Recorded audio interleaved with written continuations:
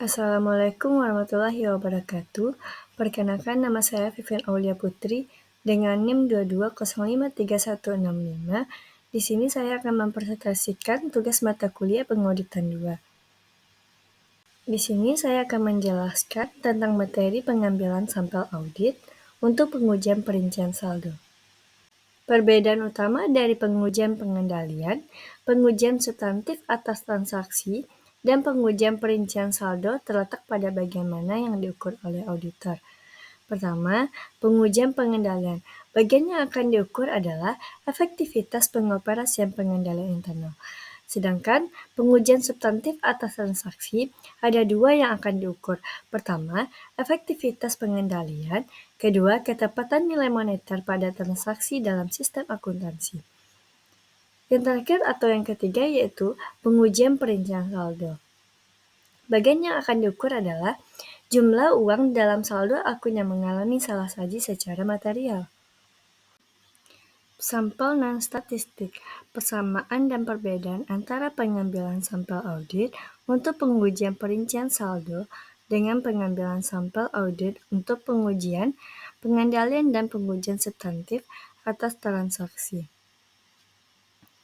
Langkah pengambilan sampel audit untuk pengujian perincian atas saldo yaitu merencanakan sampel audit. Pertama, menetapkan tujuan dari pengujian audit. Kedua, menentukan adanya pengambilan sampel. Ketiga, menetapkan salah saji. Keempat, menetapkan populasi. Yang kelima, menetapkan unit pengambilan sampel. Yang keenam, menetapkan salah saji yang dapat diterima. Yang ketujuh, menetapkan risiko yang dapat diterima atas kesalahan. Yang kedelapan, mengestimasi salah saji dalam populasi. Yang kesembilan, menentukan jumlah sampel awal. Selanjutnya, langkah pengambilan sampel audit untuk pengujian pengendalian dan pengujian substantif atas transaksi, yaitu merencanakan sampel. Pertama, menetapkan tujuan dari pengujian audit. Kedua, menetapkan adanya pengambilan sampel. Ketiga, menetapkan kekasan kondisi dan pengecualian. Keempat, menetapkan populasi. Yang kelima, menetapkan unit pengambilan sampel. Yang keenam, menetapkan tingkat pengecualian yang dapat diterima. Yang ketujuh, menetapkan risiko yang dapat diterima, jadi risiko pengendalian terlalu rendah. Yang kedelapan, mengestimasi tingkat pengecualian populasi. Yang kesembilan yaitu menentukan jumlah sampel awal. Sampel non-statistik, persamaan dan perbedaan antara pengambilan sampel audit untuk pengujian perincian saldo dengan pengambilan sampel audit untuk pengujian pengendalian dan pengujian substantif atas transaksi. Memilih sampel dan melakukan prosedur audit. Memilih sampel lalu melakukan prosedur audit. Selanjutnya memilih sampel dan melakukan prosedur audit dengan memilih sampel dan melakukan prosedur audit. Mengevaluasi hasil, membuat generalisasi dari sampel ke populasi, menganalisis salah saji, menentukan keberterimaan populasi. Selanjutnya, mengevaluasi hasil. Membuat generalisasi dari sampel ke populasi, menganalisis tingkat pengecualian, menentukan keberterimaan populasi. Hubungan antara faktor-faktor yang mempengaruhi area, dampak terhadap area, dan jumlah sampel yang dibutuhkan dalam pengambilan sampel audit. Pertama, faktor yang mempengaruhi area. Efektivitas pengendalian internal atau risiko pengendalian. Contohnya, pengendalian internal efektif mengurangi risiko pengendalian. Dampak terhadap area yaitu bertambah, jumlah sampelnya berkurang. Yang kedua yaitu pengujian substantif atas transaksi.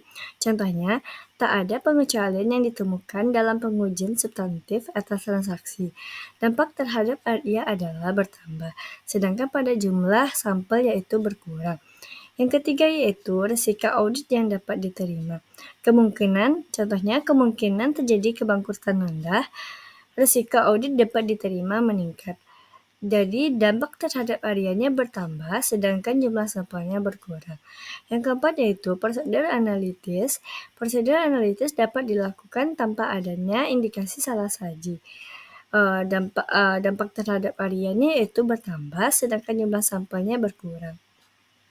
Pengambilan sampel unit moneter. Pengambilan sampel unit moneter atau monetary unit sampling atau MUS adalah metode pengambilan sampel statistik yang paling umum untuk pengujian perincian saldo karena prosesnya cukup sederhana, namun hasilnya dapat dinyatakan dalam rupiah.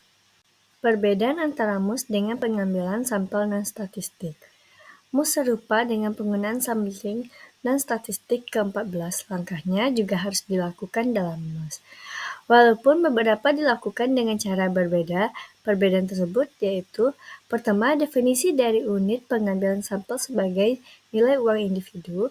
Kedua, pemilihan sampel dilakukan menggunakan PPS atau dengan probability proportional to size. Yang ketiga yaitu setiap akun menggunakan penilaian awal, materialitas, dan bukan salah saji yang diterima. Yang keempat yaitu generalisasi dari sampel ke populasi ketika salah saji tidak ditemukan dengan menggunakan MUS. Pengambilan sampel variabel. Pertama, distribusi pengambilan sampel, yaitu pertama, auditor tidak mengetahui nilai rata-rata salah saji dalam populasi. Distribusi jumlah salah saji atau nilai yang diaudit. Yang kedua yaitu setiap sampel auditor menghitung nilai rata-rata item dalam sampel.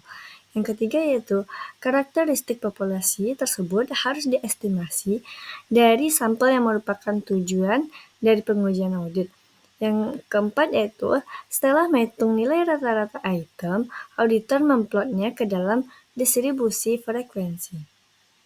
Yang kedua yaitu inferensi statistik. Pertama, pengetahuan mengenai distribusi sampling akan memungkinkan auditor untuk menarik kesimpulan statistik atau inferensi statistik mengenai populasi.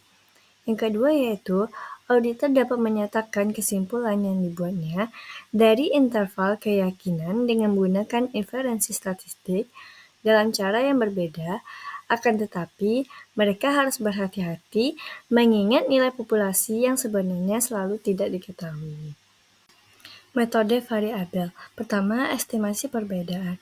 Auditor menggunakan estimasi perbedaan untuk mengukur total jumlah salah saji dalam populasi ketika nilai tercatat dan nilai yang diaudit muncul setiap bagian dalam sampel.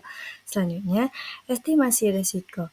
Estimasi risiko sama dengan estimasi perbedaan, kecuali auditor menghitung rasio antara salah saji dan nilai yang mereka catat lalu memproyeksikannya ke populasi untuk mengestimasikan total salah saji populasi. Yang ketiga yaitu estimasi rata-rata per unit. Dalam estimasi rata-rata per unit, auditor berfokus pada nilai yang audit dibandingkan jumlah saji untuk setiap sampel. Risiko sampling. Pertama, sampling non-statistik yaitu risiko acceptable risk of incorrect acceptable atau ARIAN. ARIA merupakan risiko statistik yang diterima auditor bahwa populasi secara material telah salah saji. ARIA merupakan hal serius bagi auditor karena memiliki dampak hukum atas pengambilan keputusan terhadap kewajaran penyajian suatu akun ketika akun tersebut salah saji secara material. Yang selanjutnya yaitu sampling variabel. Sampling variabel menggunakan acceptable risk of incorrect rejection atau ARIR. ARIR adalah risiko statistik yang muncul akibat auditor menyimpulkan bahwa populasi secara material telah salah saji, padahal tidak. ARIR mempengaruhi tindakan auditor hanya jika mereka menyimpulkan bahwa suatu populasi tidak disajikan secara wajar. Mereka biasanya akan menambah jumlah sampel atau melakukan pengujian lainnya. Nah, apa sih perbedaan ARIA dengan ARIR? ARIA adalah risiko statistik bahwa auditor telah menerima populasi dalam kenyataan mengandung salah saji yang material. Sedangkan ARIA mendapatkan perhatian yang besar dari auditor karena memiliki implikasi hukum yang serius dalam menyimpulkan bahwa saldo akun. Nah, selanjutnya telah dinyatakan secara wajar, padahal sebenarnya mengandung salah saji dalam jumlah yang material. Nah, apa sih ARIR? ARIR merupakan risiko statistik bahwa auditor telah menyimpulkan suatu populasi mengandung salah saji yang material padahal sebenarnya tidak. ARIR hanya akan mempengaruhi tindakan jika mereka menyimpulkan bahwa populasi dinyatakan secara wajar. Jika auditor menemukan suatu saldo dinyatakan secara wajar, mereka umumnya akan meningkatkan ukuran saldo sampel atau melaksanakan pengujian lainnya. ARIR baru dianggap penting jika diperlukan biaya yang tinggi untuk meningkatkan ukuran sampel atau melaksanakan pengujian lainnya. Sekian presentasi saya hari ini. Terima kasih. Wassalamualaikum warahmatullahi wabarakatuh.